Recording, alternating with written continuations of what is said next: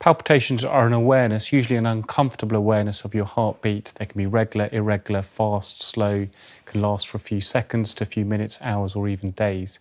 There are many causes. Thankfully, the majority are not due to any serious heart issue that, for instance, is going to affect your life expectancy, but of course they can be very concerning and cause anxiety. And actually anxiety is a common cause for palpitations. Often cause for palpitations is extra beats. We call them ectopics. But then there are a number of patients who have palpitations due to a genuine heart rhythm problem.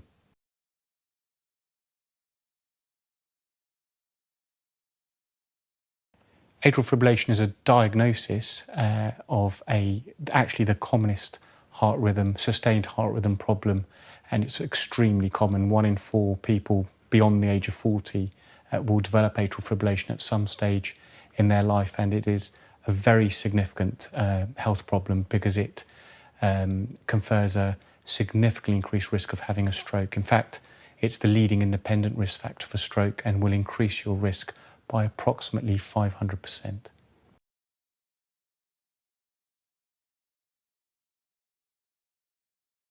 Thankfully, there are very good treatments for atrial fibrillation. I divide the treatments or the management of atrial fibrillation into 2 components.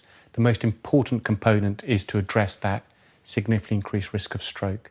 And we have wonderful treatments known as anticoagulants that will significantly reduce that risk by over 2/3.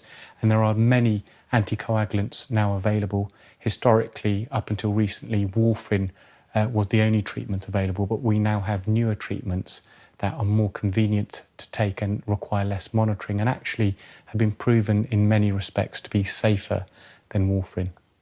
So the other important component of the treatment of atrial fibrillation is to control the heart rate and sometimes even control the rhythm.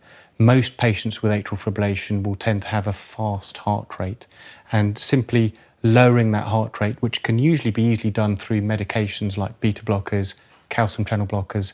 Occasionally we have to add in a drug called digoxin, and slowing that heart rate can really improve the symptoms in many patients with atrial fibrillation, because some of these patients are quite breathless, limited by their atrial fibrillation in terms of some of their activities and hobbies, gardening, walking up an incline, a flight of stairs, but slowing that heart rate really helps improve those symptoms. But sadly, there are a group of patients who remain significantly limited in terms of symptoms despite rate control. We also have a group of patients whose hearts don't actually cope very well by being in that irregular rhythm of atrial fibrillation, and also patients who tend to have intermittent episodes of atrial fibrillation known as paroxysmal atrial fibrillation. For those groups of patients, we have a low threshold for considering a rhythm control strategy where we're aiming to sort of restore a normal, regular rhythm known as sinus rhythm. And we can do that through medication with drugs known as antiarrhythmic drugs, but increasingly now we are learning the value of considering cardiac intervention known as catheter ablation. And this is an intervention that can really help improve the symptoms and quality of life of these patients. Can't cure the atrial fibrillation, but there is also emerging evidence actually that catheter ablation may even improve outcomes. So in Bupa, we're very, very keen to have processes in place to ensure that our patients with atrial fibrillation can get appropriately considered for procedures like catheter ablation.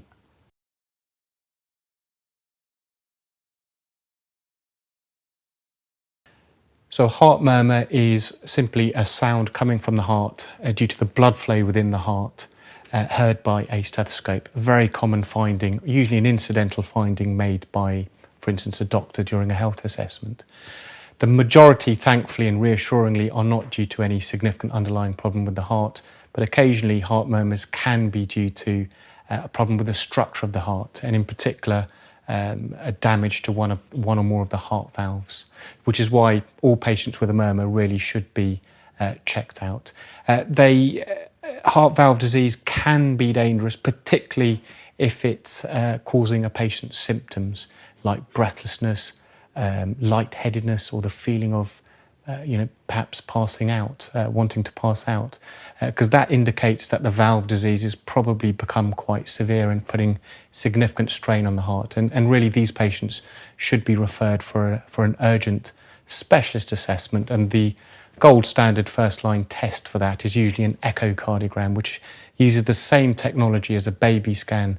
So it's an ultrasound scan, but looking at the structure and the function of the heart.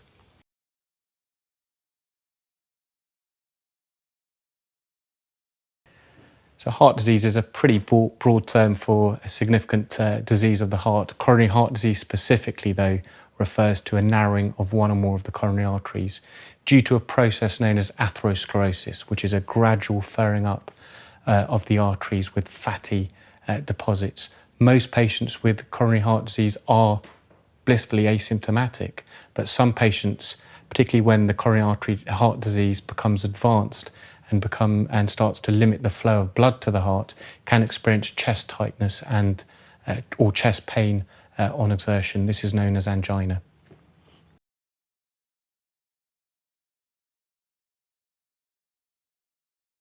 Yes, sadly, if you've got coronary heart disease, you are going to be at increased risk of having a heart attack or a stroke. But thankfully, healthy living and taking medications that can significantly reduce the risk factors of high blood pressure, high cholesterol, hopefully try and prevent diabetes, and smoking cessation can significantly reduce that risk.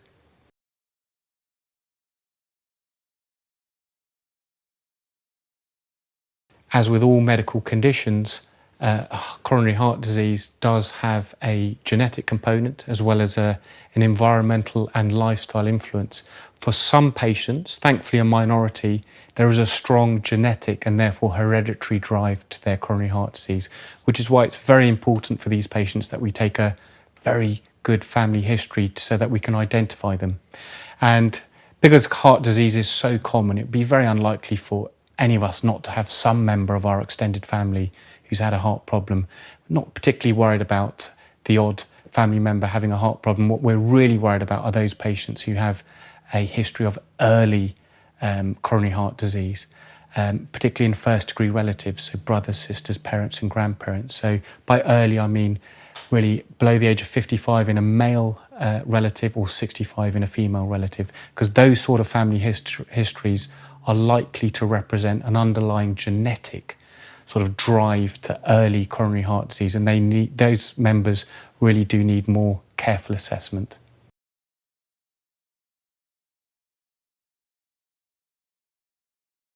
High blood pressure, quite simply, is one of the leading risk factors for having coronary heart disease and actually heart failure. Contrary to popular belief, it's completely asymptomatic in the vast majority. I refer to it almost as the silent killer of cardiovascular risk factors. It's also very common, but sadly very much underdiagnosed.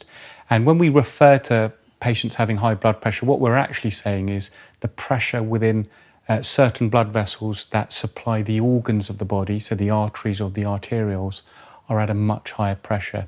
And that high pressure can not only damage those blood vessels by accelerating that furring up process, getting early atherosclerosis, but it can also directly damage the organs. We call that target organ damage. And the common organs that get damaged are the eyes, the kidneys, the brain, and sadly the heart.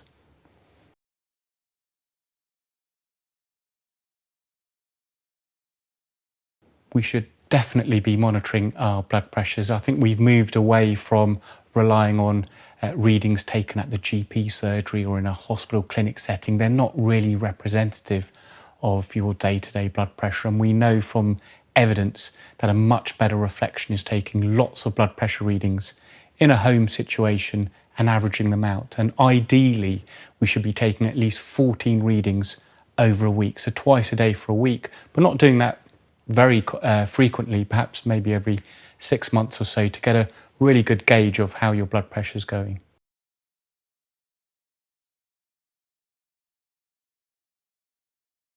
Chest pains can be particularly concerning, understandably, for patients, but there is a very broad differential diagnosis. In other words, there are lots of things that can cause chest pain.